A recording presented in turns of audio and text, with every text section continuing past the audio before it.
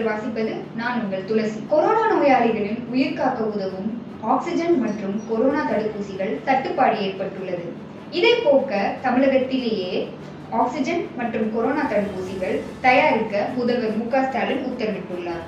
தொழில்துறையின் கீழ் இயங்கும் தமிழ்நாடு தொழில் வளர்ச்சி கழகம் டிட்கோ, அதாவது Tamil Nadu industrial development corporation limited மூலமாக ரூபாய் 50 லட்சம் முதலீட்டில் ஆக்சிஜன் மற்றும் தடுப்பூசிகள் தயாரிக்க முன்வரும் இந்தியா மற்றும் வெளிநாட்டு நிறுவனத்திற்கு கூட்டாண்மை அடிப்படையில் நிறுவனங்களின் விருப்ப கருத்தை மே 31ஆம் தேதிக்குள் கோரப்பட்டுள்ளது. வணக்கம்.